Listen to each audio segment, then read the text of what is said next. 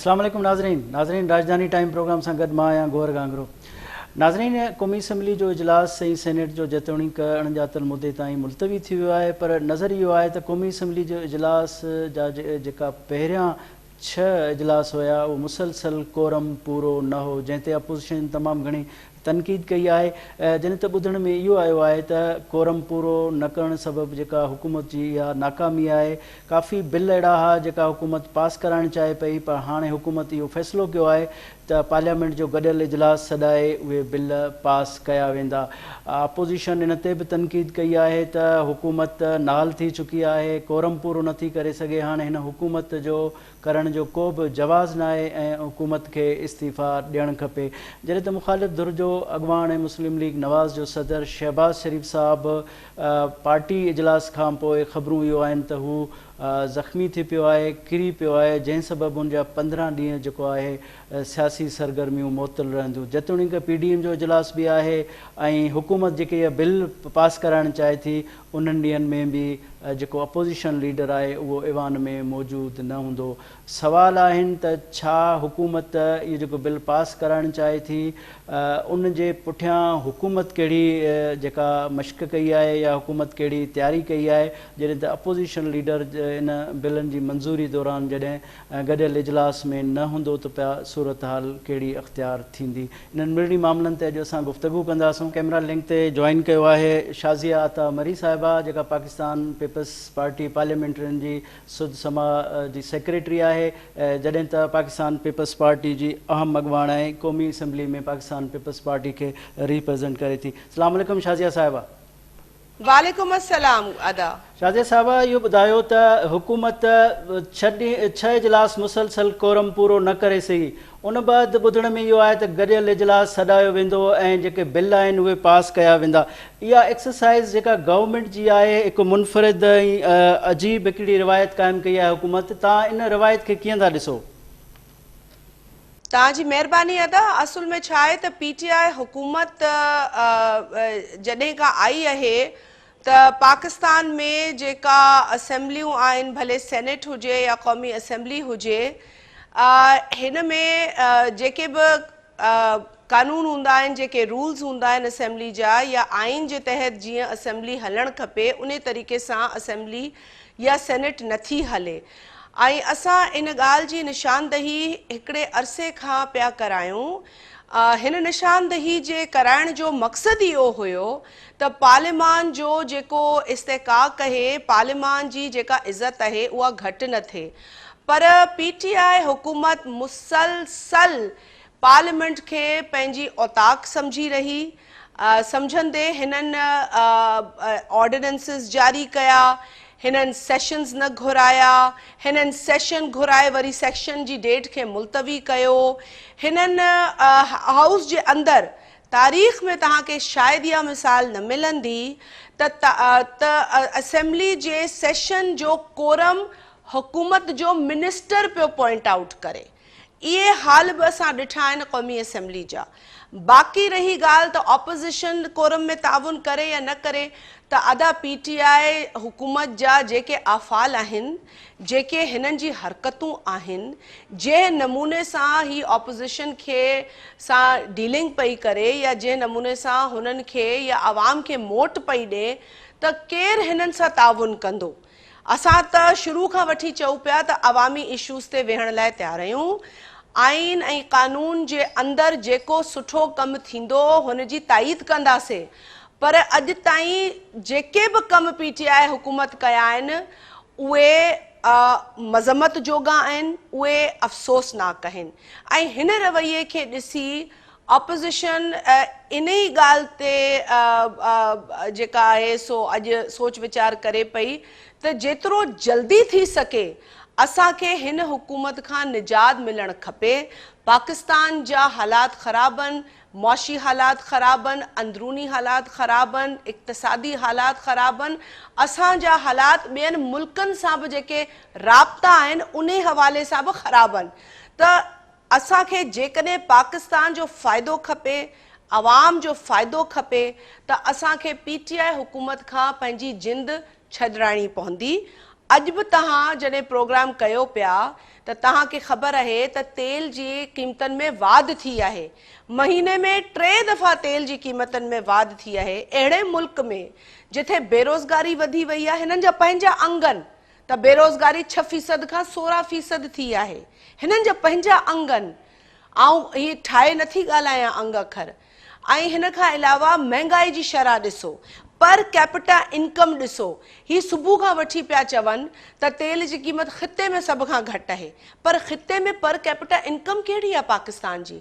ख़िते में डॉलर सां जेकॾहिं तव्हां कंपेयर कयो त रुपी जी छा वैल्यू आहे? सॼे ख़िते में ॾिसो तव्हां हीअ अॼुकल्ह हिंदुस्तान जी वॾी मिसालूं था ॾियनि। हिंदुस्तान में डॉलर 88 रुपीज़ आहे, पाकिस्तान में डॉलर 173 रुपीज़ आहे। त अहिड़े बल्कि 88 खां बि घटि आहे, शायदि 77 आहे, 88 ऐं अफ़गानिस्तान जो ॿुधायां पई। त ॻाल्हि चवण जी इहा आहे अदा त रुगो ही न ॿुधाइनि त तेल जी क़ीमतूं ख़िते में घटि आहिनि, सभु मुल्क वञी ॾिसो। तव्हां ही बि ॿुधायो त हुते महांगाई जी छा शरह आहे, तव्हां ही बि ॿुधायो त हुते पर कैपिटा इनकम छा आहे, तव्हां ही बि ॿुधायो त हुते बेरोज़गारी जी छा हालत आहे। ऐं गॾोगॾु जेके तव्हांजे प्रोग्राम जे तवसुत सां आउं चवणु चाहींदसि ऐं अफ़सोस कंदसि त हिन हुकूमत जेको रवैयो उन्हनि एम्प्लॉइज़ सां कयो आहे जिन्हनि खे सुप्रीम कोर्ट टर्मिनेशन जे हवाले सां जेके ऑर्डर ॾिना आहिनि, इहो बि अफ़सोसनाक आहे। अपील में वञनि पिया पर नौकरियुनि खां बर्ख़ास्त बि कनि पिया। असां हिकिड़ी करारदाद जे ज़रिए इहा ॻाल्हि उथारी हुई नेशनल असेंबली में त जेसि ताईं रिव्यू पिटिशन जो फ़ैसिलो न अचे, हुकूमत खां असां डिमांड कयूं था त इन्हनि मुलाज़मीन खे न कढनि, हिननि खे महिरबानी करे न कढियो वञे जेसीं ताईं उहो रिव्यू पिटिशन डिसाइड न थिए। पर हिकु हंधि ई माण्हुनि खे कढनि पिया, ॿिए हंधि इहो असांजे प्रेशर जे करे ड्रामो पिया कनि त असां अपील में विया आहियूं। हाणे अपील में विया आहियो त इहा बि हुननि वटि वञी फ़रियाद कयो पाकिस्तानी क़ौम जी तरफ़ां त हिननि माण्हुनि खे नौकरी खां कढणु हिन वक़्तु हिकिड़ो वॾो ज़ुल्म आहे। मैम इहो ॿुधायो तव्हां मुलाज़मनि जी बर्ख़ास्ती जो ज़िक्र कयो त मुलाज़मनि खे जॾहिं सुप्रीम कोर्ट जो इहो फ़ैसिलो आयो, फ़ारिग कयो वियो त काफ़ी टाइम ताईं हुकूमत पंहिंजो ओपिनियन न ॾिनो ऐं इन सुप्रीम कोर्ट जे फ़ैसिले खे डिफेंड कयो। उन बैदि जॾहिं मुलाज़मनि जो एहतिजाज थियो त मुलाज़मनि खे शाइराए दस्तूर खां टारण जे लाइ मुलाज़मनि खे चयो वियो त असां अपील दाख़िल कयूं था। पहिरें मरहले में हुननि अणपूरी अपील दाख़िल कई ऐं चयो त असां मुकमल अपील बाद में दाख़िल कंदासूं। जॾहिं त जेका ॿी अपील दाख़िल कई वई आहे उन में बि तमामु घणी खोट आहे। जेकॾहिं तव्हां अपील पढ़ी ॾिसंदव त हुकूमत जे हिन रवैये खे कीअं था ॾिसो? अदा मूं तव्हांखे अॻु में इहा ॻाल्हि कई त हीअ सभु ड्रामेबाज़ी आहे। हिकु हंधि वञी चवनि था त असां अपील में आहियूं, ॿिए हंधि वञी हुननि खे बर्ख़ास्त पिया कनि, नौकरियुनि मां कढनि पिया। त हीअ हिननि जी डबल पॉलिसी आहे, ही हिननि जो कूड़ आहे जेको एक्सपोज़ पियो थिए। तव्हां वारी ॻाल्हि बिल्कुलु सही आहे त अॻु में त हिननि अपील जो सोचियो बि न हुयो, बल्कि हिननि सुप्रीम कोर्ट जे हुन फ़ैसिले जो दिफ़ा पे कयो। जॾहिं इहे मुलाज़मीन ॿारनि बचनि सूदे अची इस्लामाबाद जे रोडनि ते रस्तनि ते अची बीठा ऐं एहतिजाज कयनि ऐं उन वक़्तु पाकिस्तान पीपल्स पार्टी जो चेयरमैन जनाब बिलावल भुट्टो ज़रदारी साहब बि हिननि जे विच में हुयो। असां सभु हुननि सां गॾु हुया ऐं बिलावल साहब त ॿियनि खे बि क़ाइल कयो, सभु ऑपोज़िशन खे, त अची हिननि सां गॾु बीहूं ऐं असां सभु बीठा हुआसीं गॾु हिननि एम्प्लॉइज़ सां। त उन प्रेशर खे ॾिसी हिननि चयो त असां अपील में था वञूं। हालांकि जेकॾहिं को ख़ुदा तर्स हुकूमत हुजे हा, जेकॾहिं को आवाम जो दर्द सम्झण वारी हुकूमत हुजे हा, त हू पाण ई अपील में वञे हा त भई 16,000 माण्हू नौकरियुनि खां निकिरनि पिया। असां त माण्हुनि खे नौकरियूं ॾियण जी ॻाल्हि कई, पर असां हाणे नौकरी ॾेई त नथा सघूं, पर जेको कोर्ट कढे थो हुननि खे त बचायूं। पर इहा सोच हिननि जी न हुई। इहे ज़ालिम हुक्मराननि जेके कूड़ ॻाल्हाए इलेक्शन में विया, कूड़ ॻाल्हाए हिननि सियासत कई, अॼु हिननि जा कूड़ उघाड़ा पिया थियनि ऐं इंशाअल्लाह हीअ पाण बि इन तरीक़े सां अवाम जे साम्हूं उघाड़ा थींदा जॾहिं इलेक्शन जो वक़्तु ईंदो। पर ही जालसाज़ी पिया कनि इलेक्ट्रॉनिक वोटिंग मशीन जी सूरत में। तव्हांखे ख़बर आहे असां ॿाराड़ी जा माण्हू आहियूं, हुते हिकिड़ो बैलेट बॉक्स जेको आहे उहो महफ़ूज़ नथो रहे। हुते हिकिड़ी मशीन कहिड़े तरीक़े सां ही इस्तेमालु कंदा, ही सभु मनसूबाबंदी पई थिए त ॿीहर सिलेक्टेड माण्हुनि खे सिलेक्ट कराइजे। असां हुन EVM जे मनसूबे खे बि मुस्तरद था कयूं। असां हिननि जे जेको अॼु हिननि वाध कई आहे पेट्रोल में ऐं तमामु तेल जी क़ीमतनि में, ख़ासि तौर पे जेको मिटी जो तेल आहे जेको 8 रुपए वधी वियो आहे अॼु हिकिड़े नोटिस में, असां इन्हनि सभिनि शइ खे मुस्तरद था कयूं। साहिबा इहो ॿुधायो त तव्हां हुकूमत जी कारकर्दगी जेका पोर्ट्रे कई आहे ऐं जॾहिं त वफ़ाक़ी वज़ीर त इहो चवनि पिया त सिंध में असां क्लीन स्वीप कंदासूं, वज़ीर अज़म साहब बि सिंध पहुतो ऐं पार्टी जा मफ़लर सीनियर सियासतदाननि खे पहिराया आहिनि। तव्हां छा था सम्झो त इहा हिननि जी जेका दावा आहे वज़ीर अज़म साहब जो जेको विज़िट आहे कराची जो, उनखे कीअं था ॾिसो? अदा वज़ीर आज़म या सिलेक्टेड वज़ीर आज़म इमरान अहमद न्याज़ी साहब त बादशाहनि वांगुरु ॻाल्हियूं थो करे। इहे ॻाल्हियूं जेके आहिनि इहे बादशाह कंदा आहिनि। असां अवामी माण्हू आहियूं, असां हमेशह चवंदा आहियूं त खटाइण वारी अवाम हूंदी आहे। असां को अहिड़ो दावो नथा कयूं त असां को फलाणी जाइ ते क्लीन स्वीप कंदासीं। ही क्लीन स्वीप अवाम थी कराए, पर हिननि खे अॻु में बि सिंध बुहारो ॾेई कढी ॿाहिरि उछलायो आहे। उहे ई माण्हू ही खणी आया आहिनि जिन्हनि खे माण्हुनि रद्द कयो आहे, त को वॾी पेशरफ़्त न थी आहे। इहे वॾी वॾी ॻाल्हियूं हिननि अॻु में बि कयूं, मूं पहिरियों चकर न ॿुधियूं आहिनि। इहे ॻाल्हियूं अॻु में बि कयूं ऐं इहे ॻाल्हियूं कूड़ साबित थियूं। हाणे बि हिननि जा जेके दावा आहिनि या जेके कूड़ा बयान आहिनि उहे सभु बिल्कुलु एक्सपोज़ थींदा। हिननि वटि न माण्हुनि खे ॾेखारण लाइ कोई परफॉर्मेंस आहे, न ही हिन वक़्तु हिन पोज़ीशन में आहिनि त हिननि जा जेके पुराणा स्टेटमेंट्स या बयान तव्हां ॾिसो ऑपोज़िशन जे वक़्त में जेके जेके ॻाल्हियूं हिननि कयूं, अॼु हुननि जे बिल्कुलु ऑपोज़िट हर कमु पियो थिए, बल्कि हुन खां ऑपोज़िट खां बि अॻिते वञी ही ख़राबी था कनि। अॼु कहिड़ी शइ आहे जेको इमरान ख़ान करे पियो जंहिंजे ख़िलाफ़ हिन पाण न ॻाल्हायो हो? हर शइ पियो करे। टैक्स ही पियो वधाए, बिजली जे बिलनि में वाध ही पियो करे, लोड शेडिंग इंतहा जी ही पियो करे, बेरोज़गारी जी शरह हिन वधाई आहे, बैरून मुल्क वञी कर्ज़ो ही थो वठे। हाणे त पिनण बि शुरू कयो अथसि।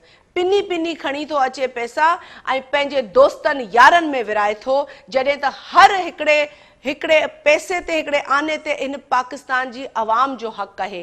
त ही कहिड़े हक़ सां अॼु हुकूमत थो करे? हिन वटि न मॉरल अथॉरिटी आहे, हिन वटि न कोई कॉम्पिटेंस आहे, न कोई मेरिट आहे। हिन शख़्स खे घर वञणु खपे ऐं पाकिस्तान जी अवाम खे हाणे ही जेतिरो क़दुरु हिन रुलायो आहे, जेतिरो क़दुरु हिन परेशान कयो आहे, आउं ॾिसां पई त उहो वक़्तु दूर न आहे जॾहिं पाकिस्तान जा अवाम पाण ई इन्हनि सिलेक्टेड माण्हुनि खे कॾहिं ॿाहिरि उछलाईंदा ऐं पंहिंजी हुकूमत क़ाइमु कंदा हिन मुल्क में। शाज़िया साहिबा, आख़िरी सवाल तव्हां खां इहो आहे त असां PTI जे अॻुवाणनि खां जॾहिं पुछूं था त सिंध में क्लीन स्वीप कीअं कंदो, वफ़ाक़ जी जेका कारकर्दगी आहे उहा बि सवालिया निशान आहे। त संदन चवणु आहे त सिंध में पीपल्स पार्टी डिलीवर न कयो आहे ऐं हुननि जी कारकर्दगी कीअं बि हुजे, पर पीपल्स पार्टी जी जेका बेड गवर्नेंस आहे उन बुनियाद ते हू कामयाबी माणींदा। जॾहिं त वफ़ाक़ जो सिंध तरफ़ जेको रवैयो आहे, NFC हुजे, पाणीअ जी खोट जे ॿिया मामला आहिनि, त इन्हनि जी दावा कीअं था ॾिसो? अदब तव्हां बिल्कुलु ॻाल्हि सही कई आहे त वफ़ाक़ जो रवैयो सिंध जी तरफ़ जेको आहे उहो तासुबाना आहे ऐं वफ़ाक़ मुंहिंजी नज़र में त ओसि ताईं मज़बूत नथी थी सघे जेसि ताईं जेके फेडरेटिंग यूनिट्स आहिनि, जेके सूबा आहिनि उहे मज़बूत न थींदा।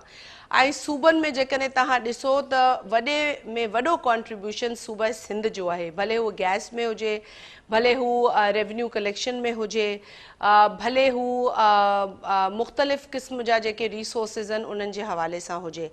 पर सिंध सां जेको हिन वक़्तु सलूक इहा वफ़ाक़ करे पई ऐं बार बार चवे थी त पीपल्स पार्टी जी हुकूमत आहे, सिंध में जेका अवाम आहे उहा ॾिसे पई त रुगो पीपल्स पार्टी ते इल्ज़ाम लॻाइण सां वफ़ाक़ जो रवैयो जस्टिफाई नथो थिए। वफ़ाक़ पाणी बि रोके पई असांजो, वफ़ाक़ असांजी गैस बि रोके पई, वफ़ाक़ असांजी बिजली बि रोके पई, वफ़ाक़ असांजे माण्हुनि खे मुलाज़मत मां कढे पई, मुलाज़मतनि मां कढे पई। ऐं जहिड़े क़िस्म सां वफ़ाक़ न थी, वफ़ाक़ी हुकूमत, छाकाणि वफ़ाक़ जेका आहे सो हुन में सिंध बि शामिल आहे। ऐं माज़रत सां हीअ ॻाल्हि आउं वरी दोहराईंदसि त वफ़ाक़ी हुकूमत इहो सलूक थी करे। वफ़ाक़ त सभु सूबनि सां ई ठहे थी न, पर जेकॾहिं सिंध खे इन तरीक़े सां हिननि माइटिले नमूने ॾिठो ऐं अहिड़ो सलूक कयो त वफ़ाक़ बि मज़बूत न रहंदी। त हिननि खे ही सम्झणु खपे ऐं हिननि सां गॾु उहे माण्हू जेके सिंध जो नारो हणनि था उन्हनि खे बि सोचणु खपे त सिंध खे हुननि जो पाणी नथो मिले, हू छो वेठा आहिनि हिननि सां गॾु वञी। सिंध में 20 कलाक जी लोड शेडिंग आहे, इहे माण्हू छो वेठा आहिनि हिन वफ़ाक़ी हुकूमत सां गॾु, छो पिया डायलॉग छो पिया हिननि सां ॻाल्हियूं कनि। त जिन्हनि माण्हुनि खे सिंध जो मफ़ाद अहम आहे उहे अहिड़ी सिंध दुश्मन हुकूमत सां गॾु वेहनि था, इन ते असांखे हैरानी थिए थी। ठीकु आहे शाज़िया आता मरी साहिबा, तव्हांजी वॾी महिरबानी, तव्हां असांखे टाइम ॾिनो। नाज़रीन हिते वठूं था मुख़्तसिर ब्रेक बाद हाज़िर थींदासीं।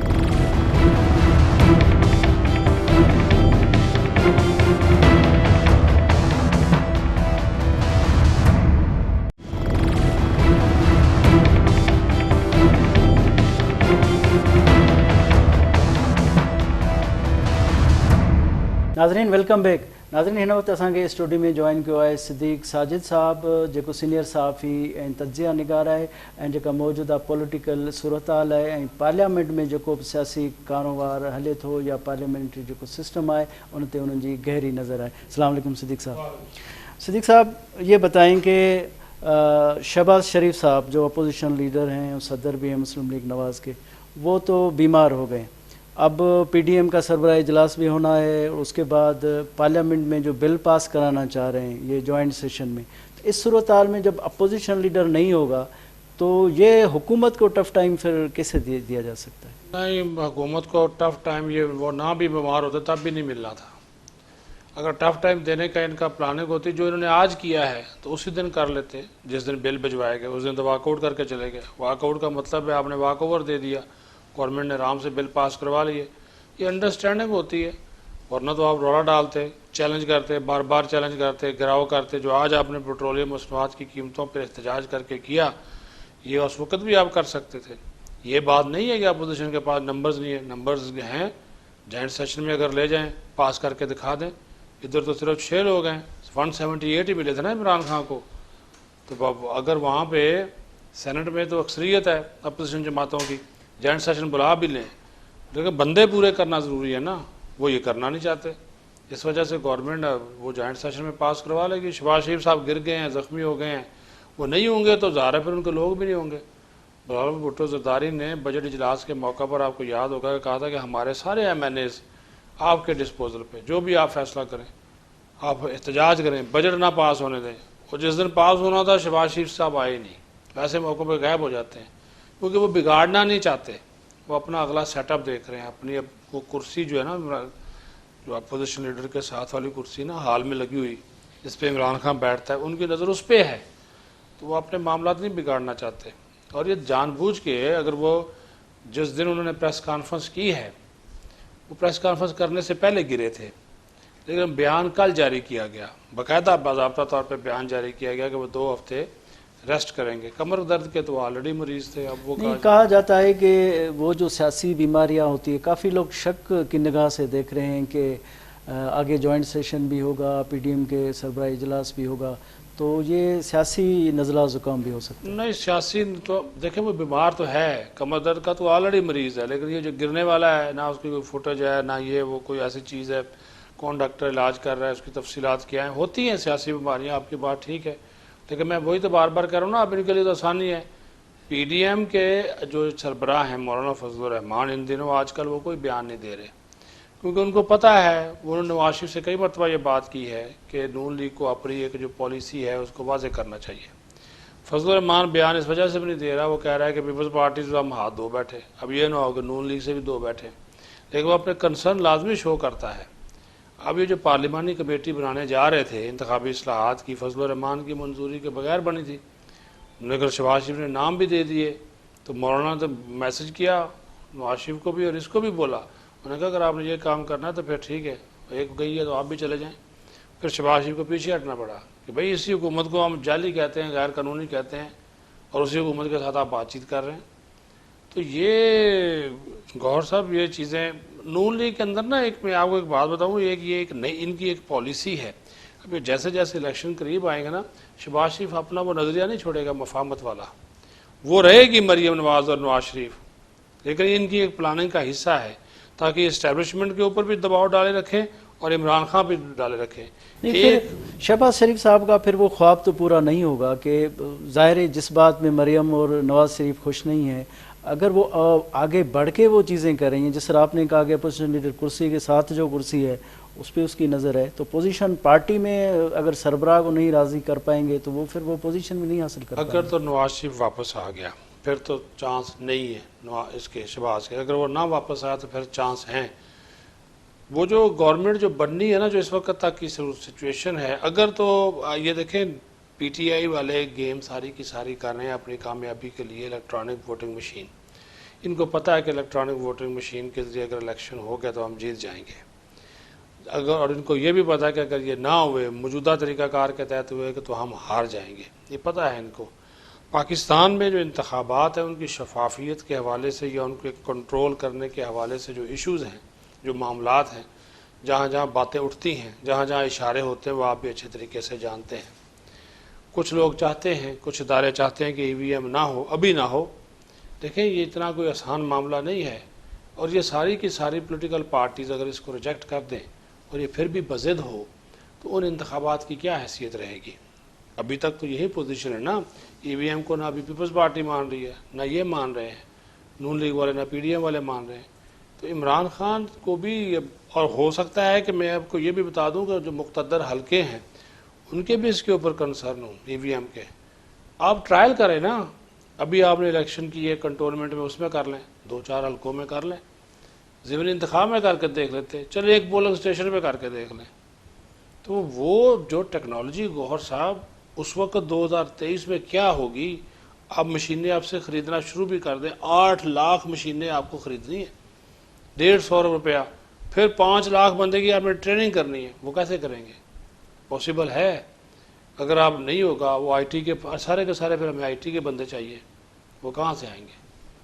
یہ گورنمنٹ کر دے، بالکل ہم کہیں تو کہیں، لیکن جن جن ملکوں میں بھی گئی ہے، اب انڈیا میں ہو رہی ہے نا، لیکن انڈیا والوں نے 1982 سے اس کے ٹرائل کرنے شروع کر. ظاہر ہے اس کے لیے انوائرمنٹ کریٹ کیا جاتا ہے. ہاں جی، اور ہمارے ہاں تو مشین کیا، وہ بکسے چوری کر، جو مشین چوری کر کے لے کر کیا کریں گے آپ؟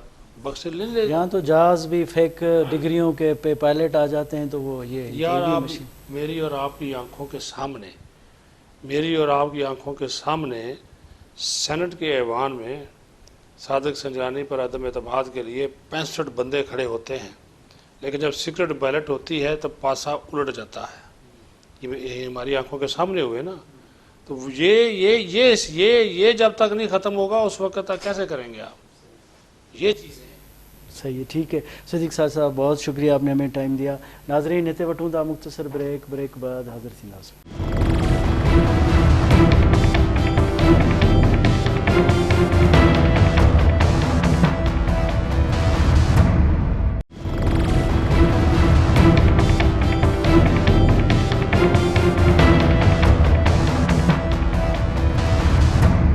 ناظرین ویلکم بیک. ناظرین وقت اصل اسٹوڈیو میں جان کیا ہے رزاق کھٹی صاحب جو سینئر صحافی ہیں تجزیہ نگر ہے. السلام علیکم رزاق صاحب. وعلیکم السلام. رزاق صاحب یہ بتاؤ تو مسلم لیگ نواز میں جو مفاہمت ہے مزاحمت جو ٹرم ہلندو وہ مسلسل ہلے پیو. تازو جو شہباز شریف صاحب پریس کانفرنس بھی کئی ان بعد زخمی تھی پیو ہانے ریس تے آئے. تا چھا تا سمجھو تو ان وقت مسلم لیگ نواز جو بیانو کھڑی ہلی ہی پو بڈتر جو شکار چھو ہے ان وقت تائیں.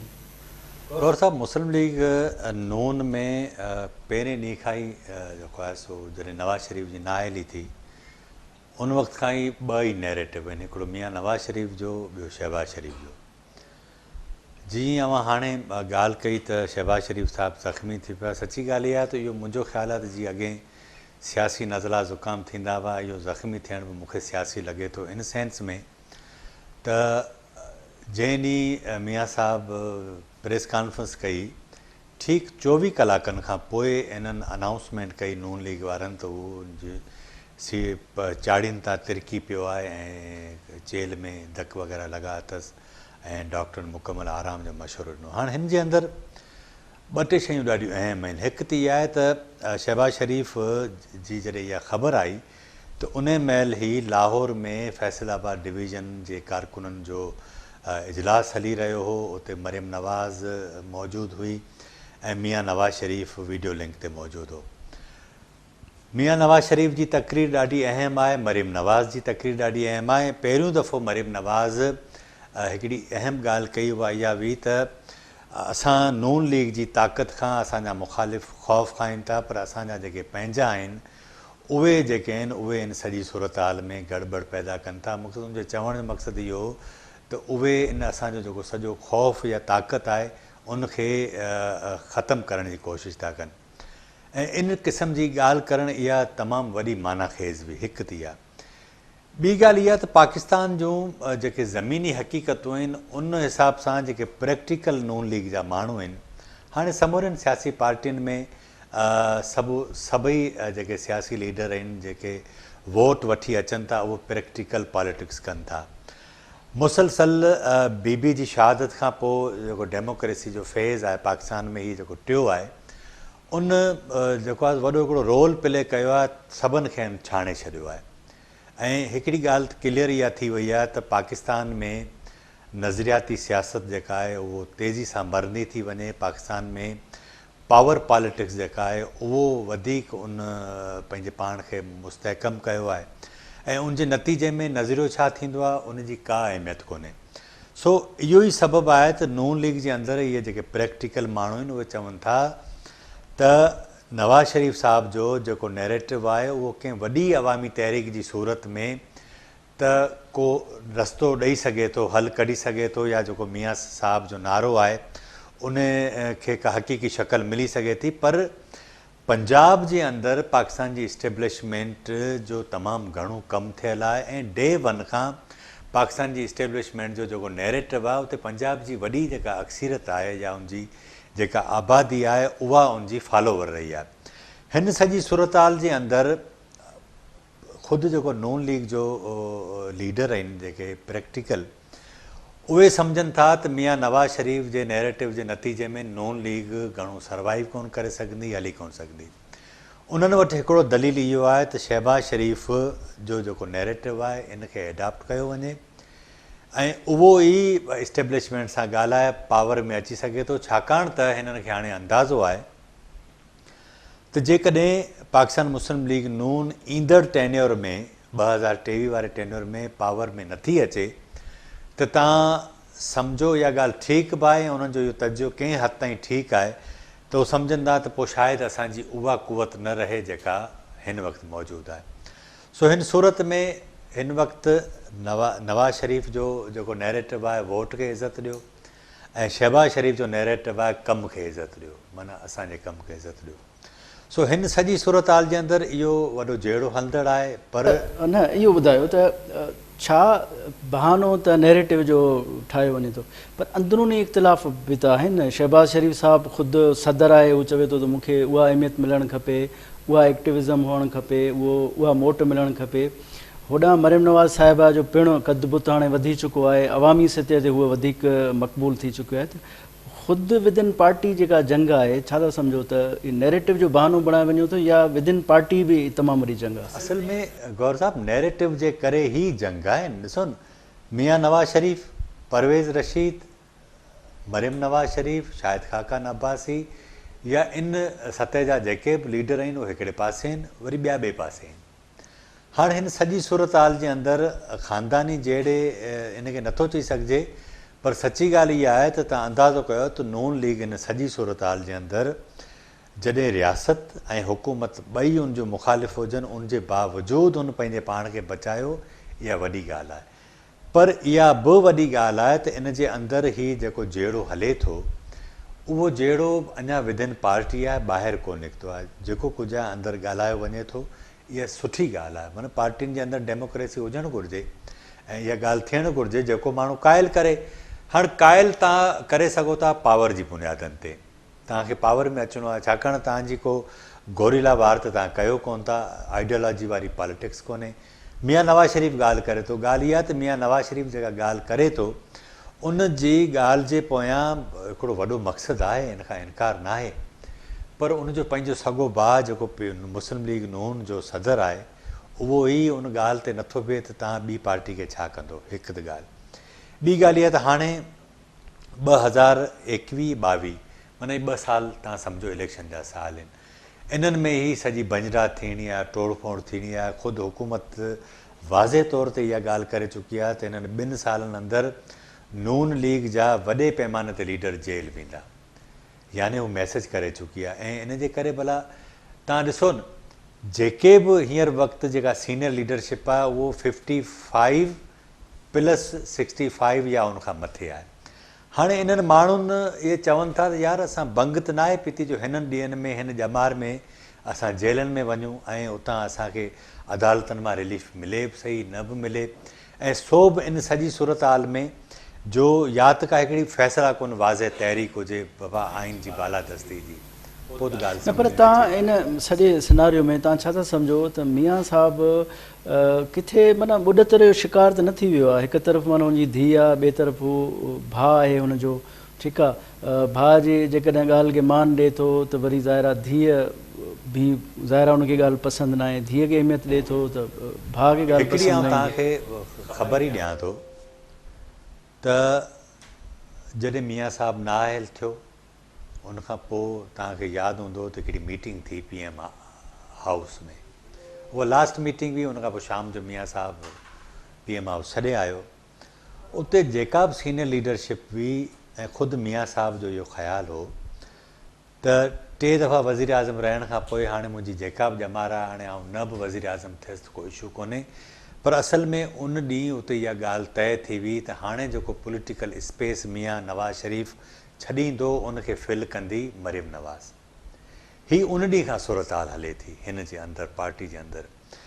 मियां शहबाज शरीफ़ खे मुशरफ दौर में पाफर हुई, उनखां पोइ जेको आहे सो पोइ ॿिनि क़िस्म जो ऑफर थियूं त उहो प्राइम मिनिस्टर थिए। पर मियां शहबाज शरीफ़ खे अंदाज़ो आहे त वोट ऐं नून लीग सॼी मियां नवाज़ शरीफ़ आहे, उनखे तव्हां कढी छॾियो त कुझु बि कोन्हे। सो हिन वक़्तु इहा पार्टी जे अंदरि वॾी कंफ्यूजन आहे।